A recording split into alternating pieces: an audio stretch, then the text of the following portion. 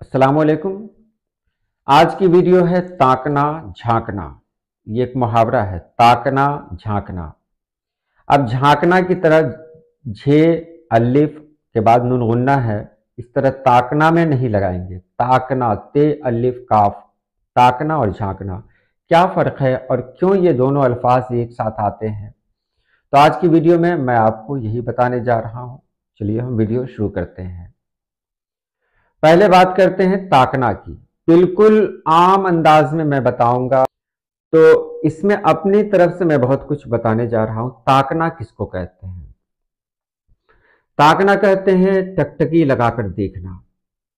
ताकना में वही होता है कि इंसान जब सामने देखे तो उसकी गर्दन इधर उधर नहीं हो, यानी किसी चीज को देख रहा है, कोई ऐसा मरकज है, कोई ऐसा पॉइंट है, वहां जब वो देख रहा है तो बस देख रहा है। जिस तरह मेरे सामने ये कैमरा है, मैं कैमरे को बहुत गौर से देख रहा हूं, तो यहां पर ताकना का लफ्ज आएगा कि वो ताक रहा है।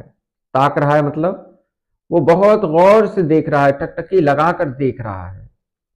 तो ये ताकना के मानी में आ गए, यानी ताकना में गर्दन इधर उधर नहीं होगी। अब ऐसे ऐसे करके देखेंगे तो ये ताकना नहीं है।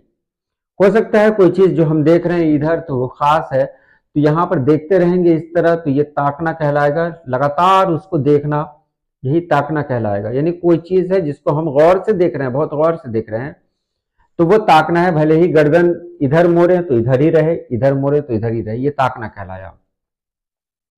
झांकना का मतलब होता है एक जगह नहीं देखना, कभी इधर देखना कभी उधर देखना। यानी झांकना में हम जिसे देखना चाहते हैं वो कोई एक चीज नहीं है, या कोई एक चीज है तो उसकी कोई खास जगह नहीं है। हो सकता है वो जगह इधर हो, वो चीज इधर हो। तो कभी कभी क्या होता है कि हम इधर भी झांकते हैं, कभी उधर भी झांकते हैं, यानी कभी इधर देख लिया कभी उधर देख लिया, तो ये झांकना हुआ। अब झांकना लफ्ज से बहुत सारे अल्फाज भी बनते हैं, जैसे झांकी।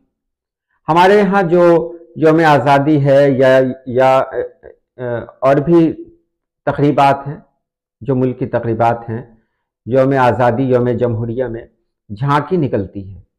ये झांकी दिल्ली में भी निकलती है, पटना में भी निकलती है, यानी ये मुल्क में भी, रियासत में भी और ज़िलों में भी निकलती है।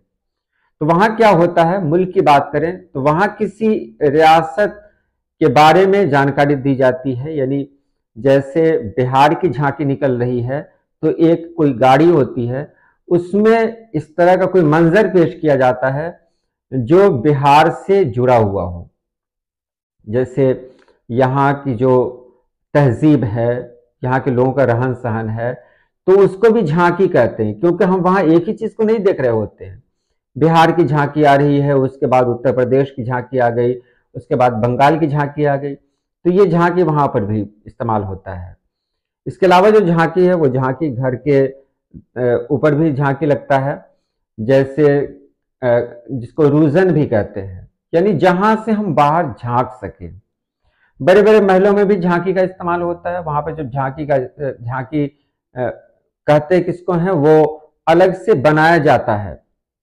वो एक दरवाजा होता है, एक अलग से बनाया जाता है, उसको भी झांकी कहते हैं। झांकी का मतलब यही है कि ताक झांक, यानी उस दाहिने दाएं बाएं देखना। तो झांकी का यही मतलब होता है कि दाएं बाएं की तरफ, दाएं बाएं हम देखें। तो झांकी का मतलब होता है किसी एक चीज को नहीं देखना, या एक चीज को देखना तो वो एक मुकर्रर मकाम पे ना हो, तो इसलिए उसकी तलाश करना। जैसे हमको अभी तलाश है हमको किसी चीज की या किसी आदमी की तलाश है, पता नहीं वो दाहिने है या बाएं है, तो कभी इधर देखेंगे कभी उधर देखेंगे, तो इधर उधर देखना ये झांकना कहलाता है।